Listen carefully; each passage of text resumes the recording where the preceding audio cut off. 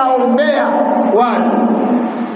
Hatukatai watu kuombea watu, lakini kwa mtindo ule wa kuuza dua. Watu wenyewe ndio wale.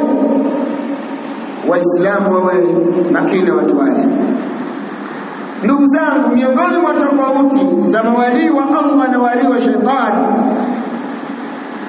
mawali wa Allah humul ladhina ya'muruna bima ya'muru Allah, ni wale ambao huamrisha yale anayoamrisha Allah, wanahu amma naha, na wakazuia yale ambayo yameyazuia, wakakataza yale ambayo Allah huyakataza. Lakini sasa mwana wali wanadai wali, huko wanasali kwenye misikiti yenye makaburi, hawachagui misikiti ya ibada zao, lakini unakuta hawachagui, hawajali zile kuwatenganisha wanawake na wanaume. Alafu sasa wanakuja na maji yao ya kichawichawi. Nakumbuka ndugu Waislamu, miaka ya nyuma kidogo, kuna bwana mmoja alikuwa ni pasta, mchungaji. Yule bwana alikuwa aitwa mchungaji Kesi. Alikuja akasilimu, wakina Dr. Sule wakamdaka.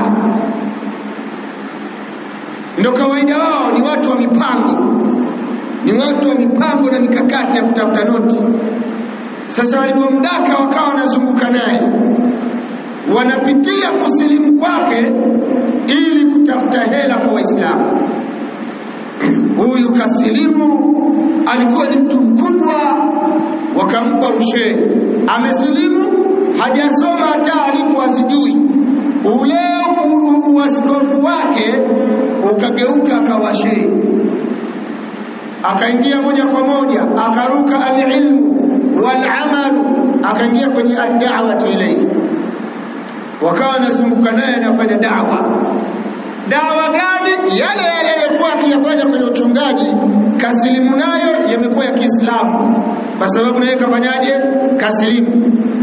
Katika sehemu alikoenda, walienda Mwanza pale Furahisha, na hiyo bado imo kwenye YouTube. Fahamtu? Wallahi wanawake walitadilika. Yule bwana alikuja na maji na vitambaa, akiyarusha vile wanawake wanapandisha mashaitani. Na yale maji anasema huwezi kuyatumia zaidi yake yeye.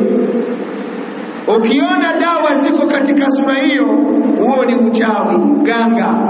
Jiepuke na dawa hizo. Maji ya upako, wako Waislamu wengi wamenunua maji ya upako, wakapakwa, wakawashwa na hayo maji. Hakuna walichoamulia zaidi ya kuingia kwenye madhambi. Wanawake wakawa wanaanguka. Yule bwana akiwa kwenye ukafiri alikuwa anasema kwa jina la Yesu. Aliposilimu sasa anasema kwa jina la Muhammad. Vituko hivyo. Fahamtu? Akawa wanawake anaingia katikati ya wanawake wamevaa uchi na kanyaga, wanaume wanaingia, yani mambo ambayo ya ajabu kabisa. Watu wakanunua zile dawa, wakafanyaje? Yule Dr. Sule katika kumsifia huyo mtu akasoma aya, akasema kullu man alaiha fan, kila mtu ana fani yake. Alitafsiri hivyo, wallahi billahi tallahi, asema kila mtu ana fani yake. Akatafsiri hiyo aya, rudi kwenye YouTube wimo.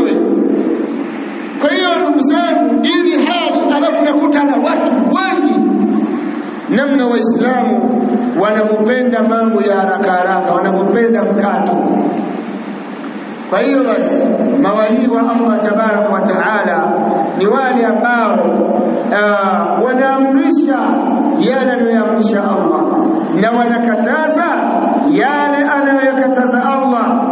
Wa a'tu liman yuhibbu an yu'ta, wakampa yule ambaye Allah anapenda pewe, wakawasaidia wale ambao ni mawali wa Allah. Fahamtu? Wakatoa mali zao katika jambo ambalo Allah anapenda. kama tulivyoambiwa jambo la msikiti. Mmenielewa?